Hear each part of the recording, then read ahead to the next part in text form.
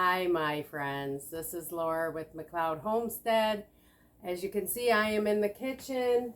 I've got a gallon of milk here, some Chobani yogurt, and lately I have been eating a lot of yogurt. I am finding I like to make different types of desserts and put them in the freezer, much healthier for you. And the cost of some good yogurt, yeah, I'm gonna make some. I was lucky enough, I got gifted 7 gallons of raw milk, which I took the cream off of, made my butter. And now we have a lot of milk that we get to use for other things. Yay! I know one recipe I'm going to be bringing you is some cottage cheese too, because my boy and I, we eat a lot of cottage cheese around here. One thing I am going to say about the yogurt is you're going to use this for the probiotic because it's got live culture in it. I'm using Chobani Greek plain yogurt. Make sure you get the plain. The reason why I am using Chobani is because I like the texture the best of theirs. You want to use a yogurt that you like the texture of because your end result will be most similar to that. This really is not a hard process. So let's get started with getting this yogurt made. The first thing I'm going to do is take this milk here and measure how many cups we're going to put into this pot here. And we're going to heat it up to 180 degrees. While I'm waiting for the milk to come up to temperature, I'm going to use my crock pot container. I'm not going to cook this in the crock pot, but I'm going to use the container for it because it's got a lid. Everything right for it. Now, you could make this into a thinner yogurt. I want mine nice and creamy though. So for every cup of milk, I am using 1 tablespoon of the Greek plain yogurt. So that's going to be 14 tablespoons. And I'm just going to put it in here to help make sure that it's up to room temperature.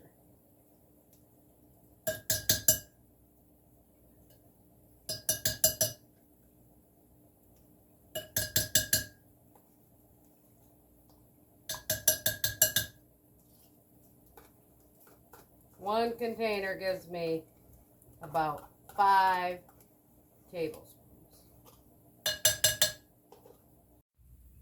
We are currently at almost 140 degrees. You want to make sure you give your milk a little stir every once in a while. You don't want your milk to burn. And when you make yogurt, you can use skim milk, whole milk, 2% milk, raw milk, pasteurized milk, whatever you prefer.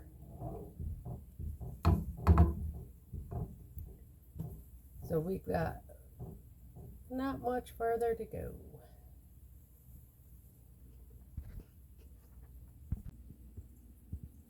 As you can see, we are starting to get some bubbles along the edge, which is what we want.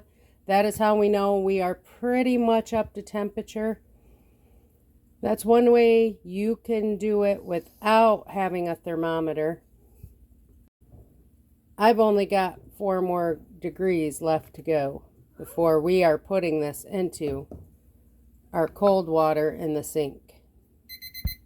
If we were to pour that milk into that yogurt at that temperature, it would kill all the live bacteria, which would defeat the purpose.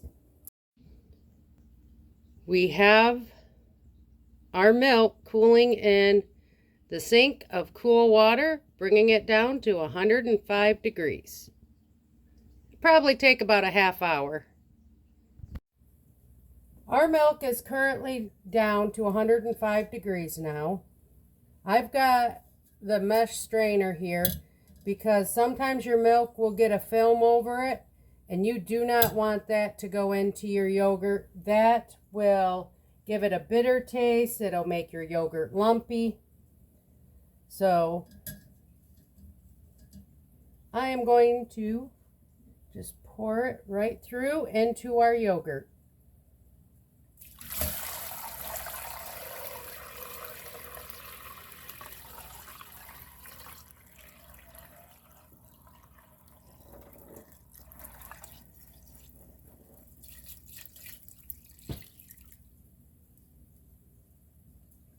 As you can see, there was some film on top that we took off.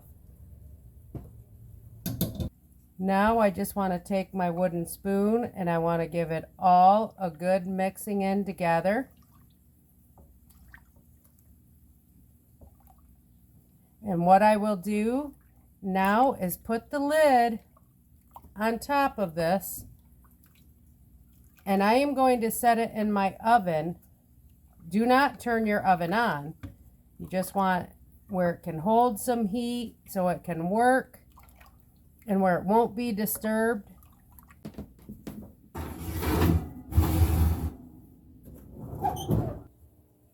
There we have it, everybody. My boy and I, we got some running to do, and we've got 6 to 8 hours before we can check this. That is how long you want to let it sit and work. If you go over 8 hours, it is going to get like a sour taste. If you go under 6 hours, it is going to be way too runny. So I'm going to set my timer for in the middle, and we're going to hit 7 hours, and we're going to check it then, and I'm going to bring you with me. So I will see you this evening. Hey everybody, guess what time it is?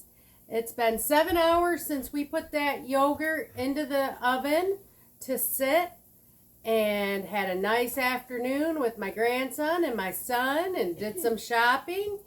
But now I'm going to go pull it out and we're going to check it out.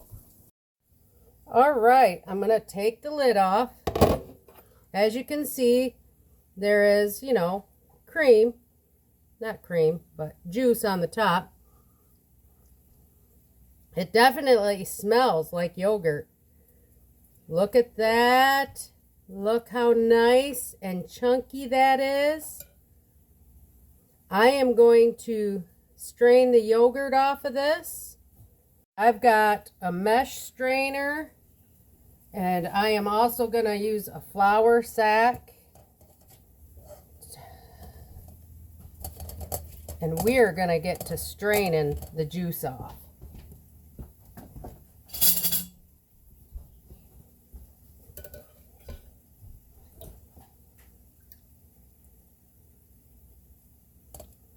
Look how beautiful. I'm not going to lie, when I opened it up and I smelled it, I smelled straight yogurt, and it just smells awesome.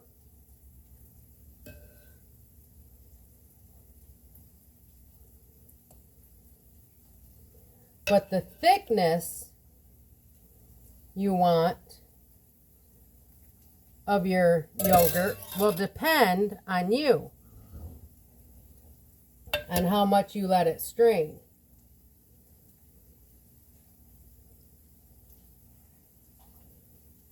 I obviously should have used a colander, but let's lift it up and take a look.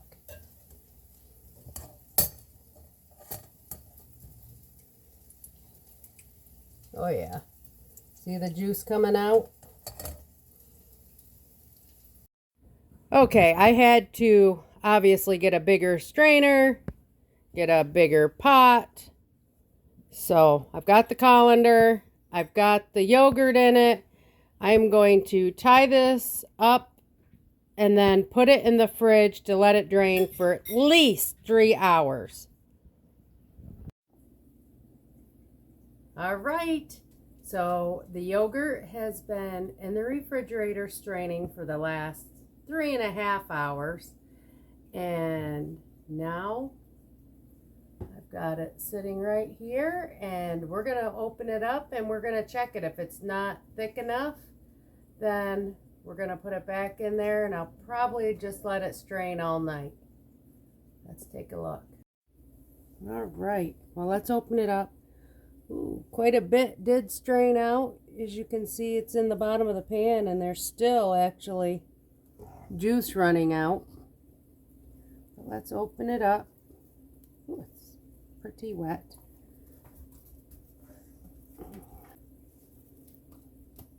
Let's see. Looks pretty good. Let's check the consistency of it. Spoon, please. There it is. Oh, yeah. That's actually pretty nice consistency.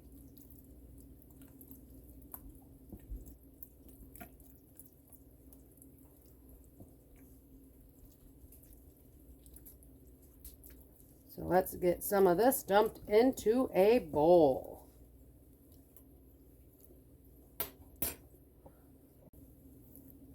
You can definitely tell I am no expert at this, and that I've not really done it before.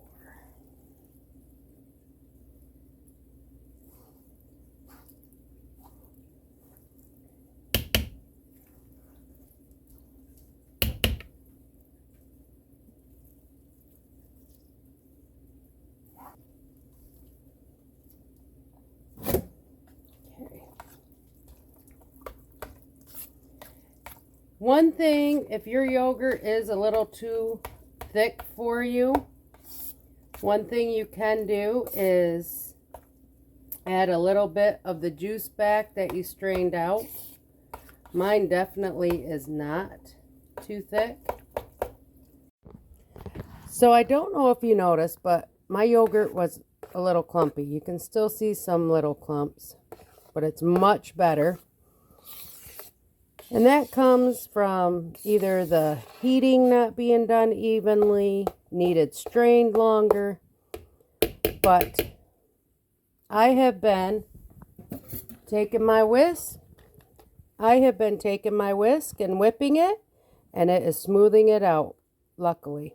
Otherwise, I'd have had to strain it longer.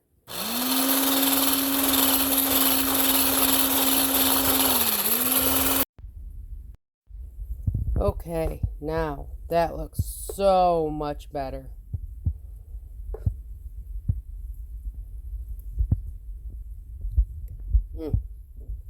Nice and smooth when I taste it. Now I have 2 little guys here, mine and my 1 grandson, and they don't much care for plain yogurt, but they do like flavored yogurt. So while we were at the grocery store today, they knew I was making the yogurt, so they picked out some raspberries. So we are gonna put some of this in a separate container with the raspberries and flavor it overnight, and then we will have our taste testing in the morning. All right, so see how much creamier that is? Perfect. And I am going to, because I'm making raspberry flavored yogurt for the 2 boys, I'm going to put some in a bowl for each of them.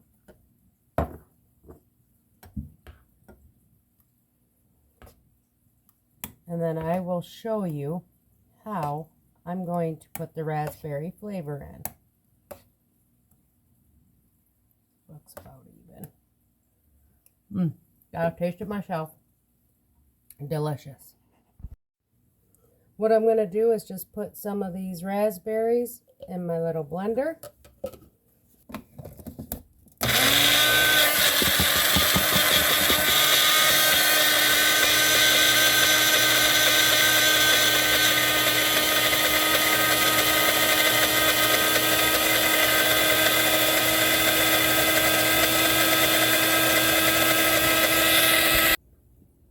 right, everybody. So, take a look at the yogurt.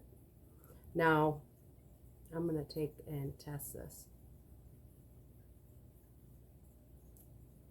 After whipping it, it is nice and creamy and smooth.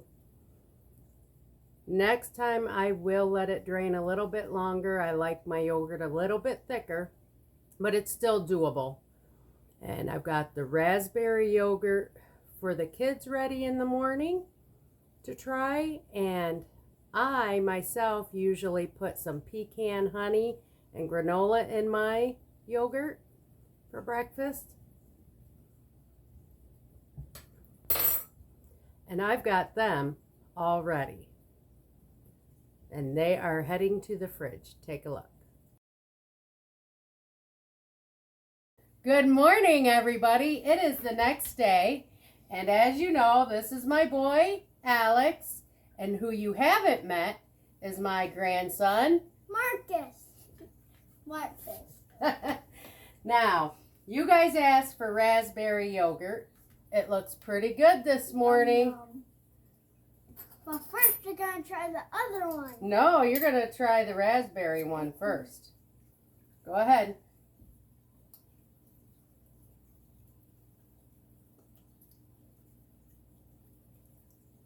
That's good.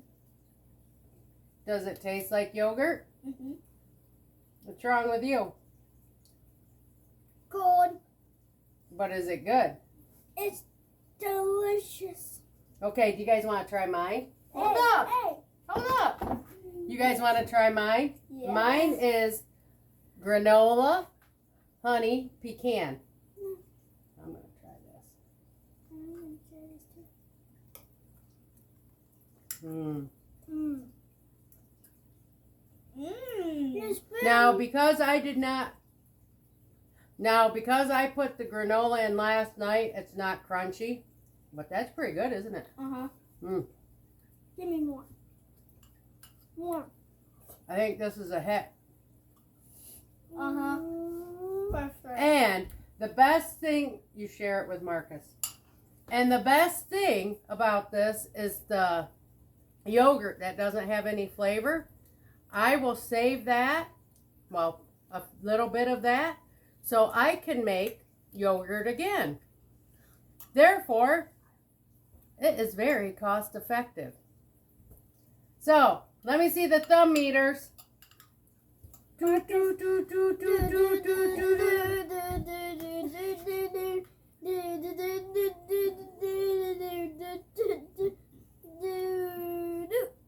All right, guys. From my kitchen to your home, please like, share, and subscribe, and we will see you on the next video. Toodles!